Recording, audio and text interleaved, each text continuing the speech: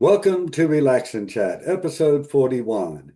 Today we have a prolific author and member of the Horror Writers Association, also the author of the very first story in It's Dark in Their Minds, Horror Anthology Volume 2, Abandoned. Ladies and gentlemen, Paul Lonardo. Hi, Paul. How you doing today? Rod, thank you for having me on. I appreciate the time. Oh, it's a pleasure to have you. I found when I was trying to do a little bit of research, get prepared for the show, you've written quite a lot of books and stories for anthologies. You've been at it for a little while, haven't you? Oh, yeah. I mean, like most writers, toiling at it since since I was a kid, really, as a teenager, and it kind of takes a long time to get good at anything, especially something like this, where you constantly got to be reading, you got to read other authors, and you got to write your own bad material for a while until you perfect what you're doing, and it takes a long time. But if you like doing it, it's not like I said, it's not really work, right? Yeah, yeah. You put in a lot of hours, but you're right. It you enjoy it. If you're really in the right thing, you enjoy it so much, it doesn't really feel like work. Yeah, I agree with you. That's true. So I'm You going have to jump two, right Rod, into right? the questions Okay, go ahead. because I'm really fascinated with this question. Abandoned, one of the best stories that my press has published. Fantastic story. So, what was your inspiration for that story? Like a lot of my recent stories too about topics like that. That's kind of a timely topic. My son, being a teenager, he watches a lot of those characters, like these people that tape themselves going into abandoned places and just running around and hiding in buildings overnight. And it just got me thinking, like, you know what? These old malls that they're really creepy. If you see an old mall and you see those videos of these guys walk into, it's like, wow, nothing really bad happens while they're walking around. It's just really spooky, but then, if you have an imagination, you wonder, like, okay, what could possibly be in there besides, an animal of some kind, or somebody, homeless person in there could be spooky. But it got me thinking of some old Twilight Zone episode about the mannequins that are hanging out, and they come alive at night. I go, what about these old malls? What is left in those places besides maybe some old mannequins that are just laying around? And are they really inactive, or are they somehow still? Are they alive in some way, or some way to haunt some people who are, looking to invade their territory? So it just got me thinking along those lines, and it progressed very quickly. As far as if you're a writer, some stories they write themselves, and it really wasn't a difficult process writing, a short story based on that premise. So it went very quickly, and submitting it around, and you found it. I see. You're looking for a certain type of story, and like I thought this one would fit into the kind of one you're looking for in your anthology. And like, you know what? Let me try it. That's what I do. I submit these things and throw it against the wall, see where it sticks, and I'm happy it worked out well. It was it's a great anthology that you put together. I'm glad I'm a part of it. Oh, thank you.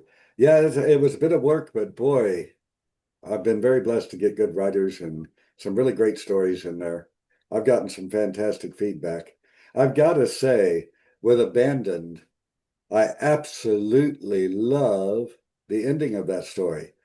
I mean, a story that was already kind of creepy and spooky and scary, it amplified so much in the ending parts. I'm not going to try to spoil any of it, but the way the story ended was so creepy and scary and perfect. What's great about that too, Rod, was I didn't know what the ending was, because some stories you know the whole thing. Sometimes you know just an ending, sometimes you know just the beginning, and you don't know how to end it. But that one, it came to me, hey, this sounds really good. So it just, again, it's one of those things that muse that gets in your brain sometimes. It just helps you finish these stories and really put a good ending on it. It's important because I've read so many stories, so many novels, great premise, great. It goes along, and then the end is like, what? So it's a tough. The endings are the hardest part of the story. They really are. But it's Yeah. what people remember the most. Oh, yeah. You hope that days later they remember it, weeks Yeah. later. That's always Yes. our hope. Well, you've written so many things that it wouldn't be fair not to talk about some of your works outside of the anthology. One I was curious about, and I'm not entirely sure I'll say it correctly. You may have to correct me, but I was hoping you would tell us a little bit about the legend of Lake. incunabula and other Yeah, fantastic something like stories. I pronounce it incunabula, but it could be it's an old word. It just means if you look it up, that's how I found it. I kind of like to look up obscure words, and it has a meaning, an old textbook of some kind that goes back many years, and that story actually is, and that whole anthology. Actually, it's a collection of my old stories. I actually wrote some of these stories, including this one, maybe 30 years ago, and it was really long. It was really bad. So I have many stories I've written over the years, and some of them I thought were good concepts. And if I just rewrite them, update them, and I could polish them up because because I have so many, but some were just I thought that one had a great potential to be rewritten and updated and make it into like a really good story. So despite the fact that it came into my mind 30 years ago, I've been rewriting it and writing it over the years until it came to be what it is. And it's just a really kind of little spooky story. H.P. Lovecraftian type, which was one of my early influences, is why I probably wrote that in the beginning. It Uh-huh. just took 30 years to perfect, I guess. Yeah. Oh, I met a writer one time from writing the first paragraph to having the book published was 25 years. And Imagine, right? you know, it takes as long as it takes. I have a lot of respect for a real writer that puts in the work. We don't worry about how long it takes. We worry about the quality. I have no respect for, Exactly. AI spitting something out in a couple hours. I have no use for that. Yes. But real writers, I have a great deal of respect for. Now, in this collection of short stories, how many stories are in it? And this is my first collection that I had written and put together. So what I did was I found some of my old stories. They were all like there were some of them were handwritten. They were so old typewriters. So I kind of there were about 10 that I thought were good enough to really work on and spend time rewriting and getting them on a computer and just making them into the best I could. So that collection, that's the one of the stories' names, but there's about 10 other stories in that collection. So Ah, I just thought, what, let me try and do this. I want to put together my 10 best from the past and update them. And that's why that's my first collection. And then in about three collections that I've written in the past 4 or 5 years. So I was happy to do that. It was really fun looking back at my old stuff and making them to what I thought they were going to be from the beginning, but they just weren't because you're a young writer. So I thought it worked out well. wow. Yeah, it sounds really cool. And I like 10, 12, 15 stories. That makes it really fun to read the different stories without being a burden. Uh, some collections have 30, 40, 50 stories. It's almost like a giant novel. It's nice to have a Yes. collection that you can relax and read in a reasonable amount of time and really enjoy. And that's a great number of stories to have in a collection. I think you did a good choice there with that. True. You're right. I mean, you see a lot. Sometimes you see a lot if they're really short. Some of them actually want stories that are shorter these days. I find a lot of publishers are looking for stories like within 1 to 3,000 words. So if you do those kinds of anthologies or collections, you could do 25 stories, and you can pick out some really good ones. It doesn't take you long to get through one. And if you don't like it, it's like, all right, I wasted 5 minutes, but you go on to the next one.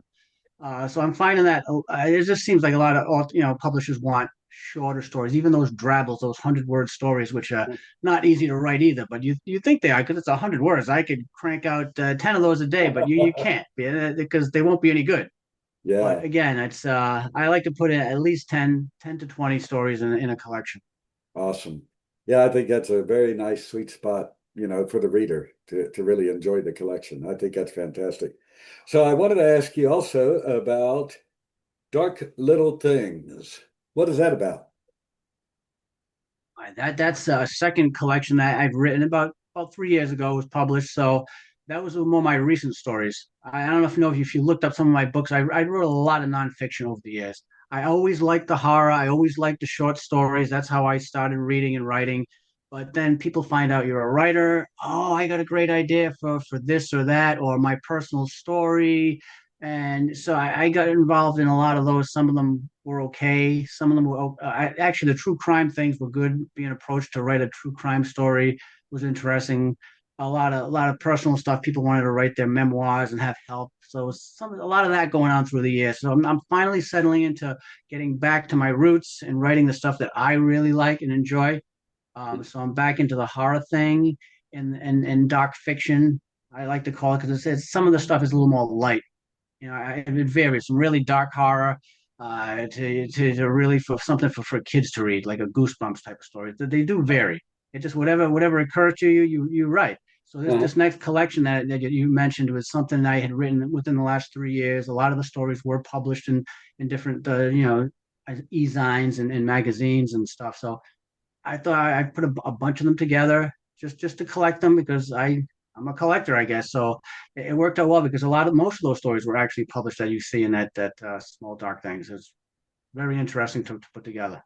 Oh, yeah, sounds wonderful. And I think in a collection or an anthology, it's a big plus if the stories do vary a lot. If you've got different kinds of stories, it keeps it from becoming boring or feeling like you're reading chapters in one long story. I like that you put a variety of types of stories in there. That I think would be a big plus. So that's very cool. There are a lot of authors they specialize in one type of story, and I like to try new things. And some stuff that I haven't written before, I want to try my hands at it. So, even like the really dark stuff, the gory stuff, a lot of people don't like that, but to try and write one, let's see if I can do what these people are looking for, and then just to see if I could do it. I've done that in my other fiction too. I've even tried writing romance fiction just to see if I could do it. And I Mhm. found out, you know what? I could. I was published and I was surprised myself in a good way that I could pretty much put my mind to something and write something that I'm not familiar with. Cool. All right, let's see what else we got here. How about A Time of Blood and Dying? That's a great title, by the way. What's that one about? It was interesting, isn't it? Doesn't it sound good? I gotta say, I borrowed that from an old Clint Eastwood Western movie I saw once, where one of the characters said that this is a time of blood and dying. It might have been Josie Wales or something, but when I get title ideas, I don't know if you do the same thing. I got a little book, a little pad somewhere, on a computer file where I'll write down my titles that I think are interesting, Mm, and that one popped up, and I wrote it down years ago, and I just looked it over again. I thought this would be a great title for an anthology, maybe a novel, but definitely in a collection or an anthology. So those that collection just came out this October. That uh-huh. involves all my latest stories that were published in various e-zines. That a lot of them are prompted, like with your anthology, your collection that you wanted some of these publishers have themes that they really want specific type of themes. So I try to write for that. It gives me like an inspiration because to come up with your own story sometimes is difficult. But if you go to publisher saying we want this type of story, this length, and by this date, it gives you an incentive to write that thing as best as you can and quickly as you can because there's a deadline. And I do work better with deadlines sometimes. Otherwise I'll just go from book to book, story to story. But when you have a deadline and you know it's coming, you want to work on that story and finish it. So I did that and put together it was probably 25 stories in that collection because they were all pretty short. They were Wow. about 1,000 to 3,000 words. So I was able to put 25 into that collection. Sounds cool. Sounds very cool. Okay, I've got to ask you about this one. I want to know how this little book fits into your writer journey. The Goblin Pitcher. Oh, what's up with Yeah. that little tale? Yeah. Okay, now you can tell the title, and if you saw the cover of it, you can tell it's for a middle grade, not a children's book, well, middle grade type of story. And that one did take me a few years to write. I probably started writing that. It was for my son who was playing baseball at the time. He was a young baseball player. Little league was starting up, and he was a pitcher, and he wanted be a pitcher. And I was wondering about what kind of story would he enjoy reading and involving one of his favorite sport. And you put a kid and goblins together, and goblins who like to play baseball, and it just that did take me a few years to actually come up with a complete storyline and get it finished. He was almost done with Little League by the time it was out, but again, it was a middle grade storybook, kind of goosebumpy, but a complete full novel on a storyline that I've never written for children. Mhm. So it was because maybe it was because Rod, I was reading a lot of Goosebumps and those different stories to him that he liked when he was a young kid, being spooked. So it kind of fit in what I liked and what he liked. So he kind of inspired me to write that book. Wow, that's cool. And I always think it's a good idea for an author to dabble in other genres and other things, both in their reading and writing. because the more you experience, the more you enrich your own skills, I think. And No doubt. yeah, and so I read in a pretty wide variety of genres. There's some I don't dig. Uh, I'm not a real big romance reader. Like Harlequin, not my thing, you know. Yep. But Yeah. I love horror and fantasy. That's our press's primary focus.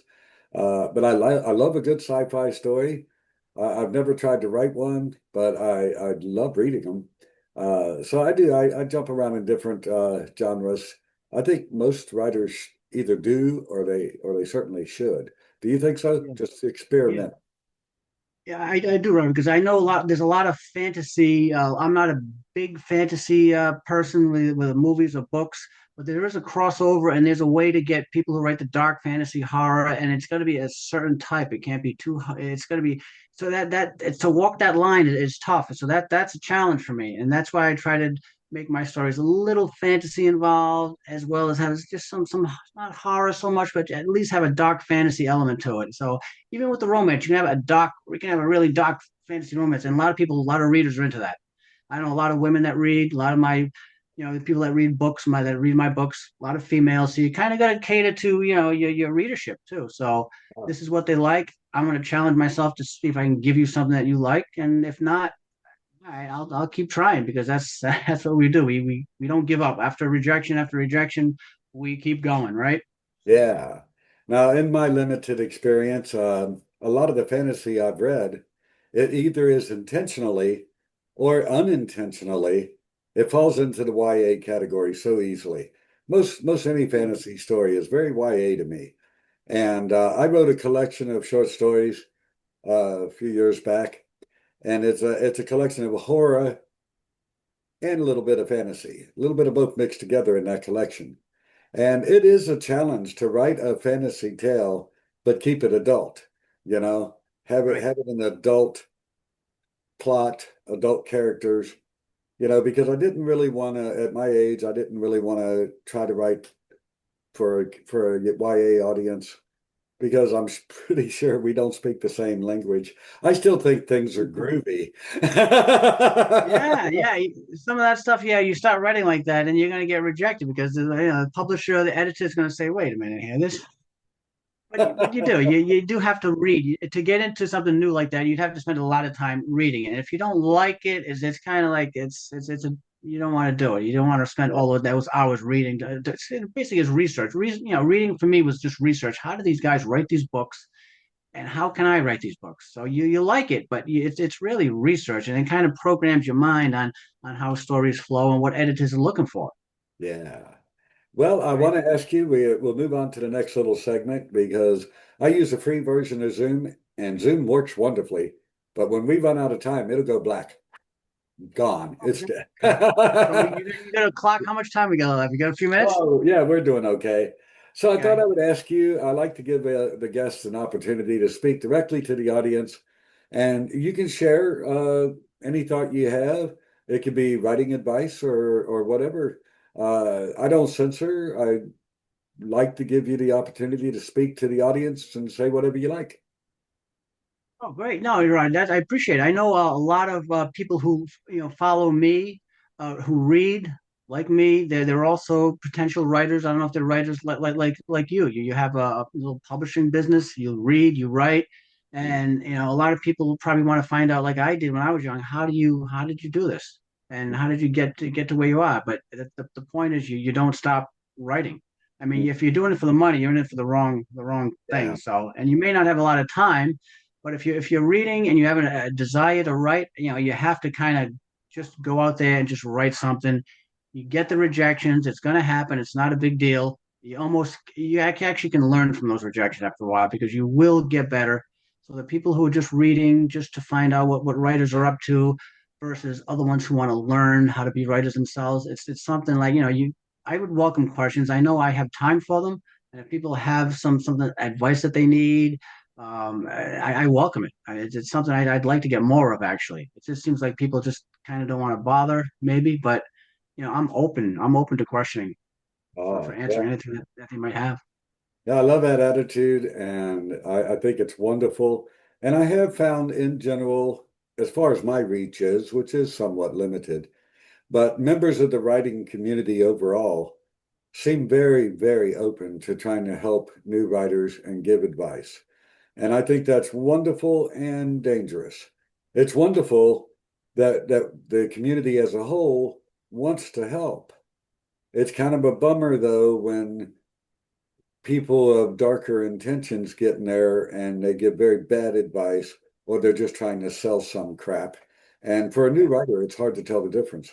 And so like I'm on Twitter a lot, and my voice on Twitter is I make a very honest effort to say, this is what is honest. This is what I have found for real in my journey, and what you can trust, what you can't trust. I give my best advice based on real experience of myself and all the writers I've worked with. Uh, so I try to be a good voice to new writers because there are some out there who just want to take advantage and empty their pockets and move on. And so, yeah, it's wonderful to want to help. And you should as much as you can. And I applaud you for that because there are others out there who are just trying to be bad guys and they make it so much harder for a new writer. So, yeah, whatever voice you can come up with on whatever platform, be there because the new writers need you, you know. Yeah. Yeah, and never pay for anything. If you're, if the people looking for, they like your work, that yeah, especially a publishing house of some kind, there's really no need to collect money from authors. If you don't like their story, there's so many others that they can collect, and there's no need. People think that they need to pay to be Mhm. published, and it's just not true. If you're good enough, and when you are good enough, you'll find places for people, to get published and read. Yeah. Well, RDG Books Press focuses and welcomes almost entirely new writers. And because not too long ago, I was a brand new writer. And I know how hard it is to get out there and not get ripped off and not get misled and have a real fair, serious chance. So a lot of what created my press was to give writers that chance, you know, so that they can really get out there and start their careers. And I really believe we have some great writers that people just don't know about yet, you know, and it's so great when you can get experienced writers like yourself who are willing to help these new writers get going. And I agree with you entirely, at least from the perspective of my press. We provide superior service.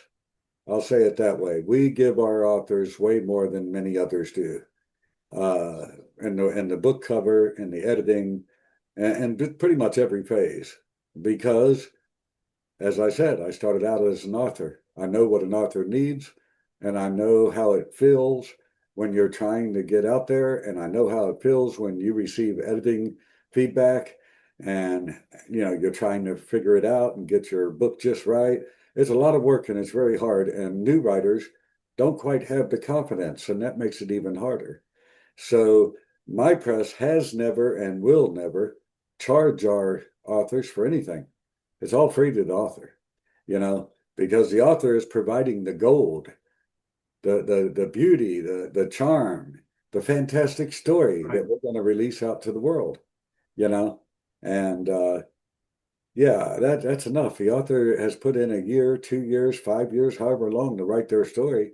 They've done enough. They don't need to shell out a bunch of money to some publisher, or even worse, some fake publisher that's not even a publisher, and there's a lot of that out there. Well, there is, and I knew right away too that you were one of the good ones, only because you edited a lot of. You get a story sold to somebody, they want to give you a few dollars for it, and they just take it as is. My story is good, but it can always use editing. You just know it, and when you don't get those edits from a publisher, they're not really working too hard. They're just collecting stories and publishing them, and that's different from actually working with a publisher to make a story better than it is. It's good, but there's little tweaks, there's little things that you study.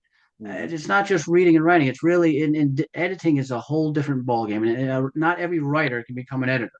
Well, That's just true. And I enjoy being edited. I have no problem being critic. Not It's not a criticism. It's just advice. This story can be better if you did this, and you yeah. have to take that, and it's true.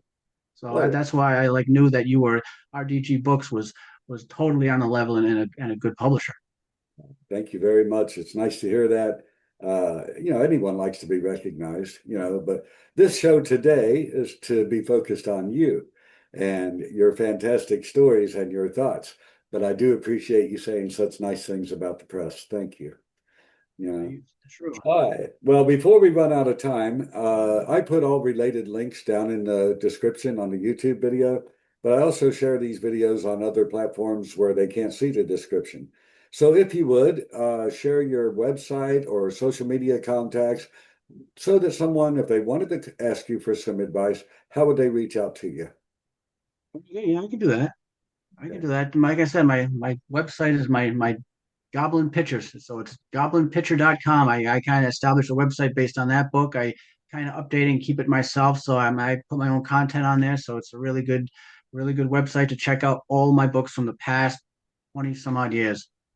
Yeah. Fantastic. So that's it. They can just simply go right to that website, and there is some sort of form or some way for them to ask you questions.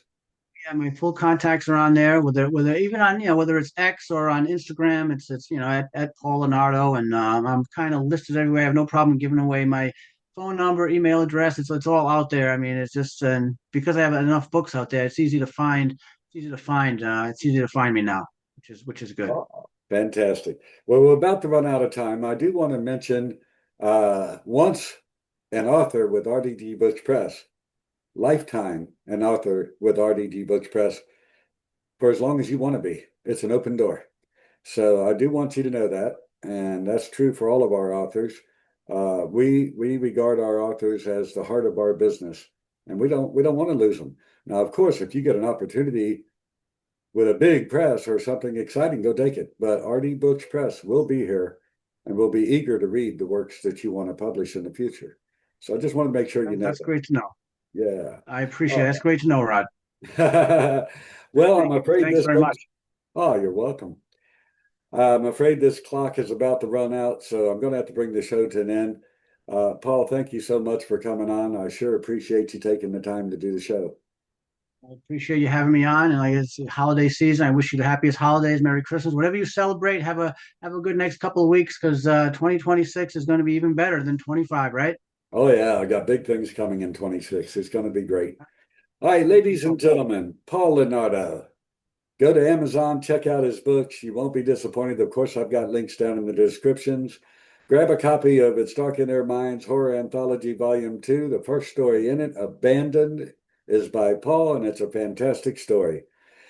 I hope you've enjoyed Relax and Chat episode 41, and I hope you'll join us for the next show. Everybody have a happy holidays and a fantastic day. Bye-bye. That's it. Thank you, Rod. Thank you. Happy holidays.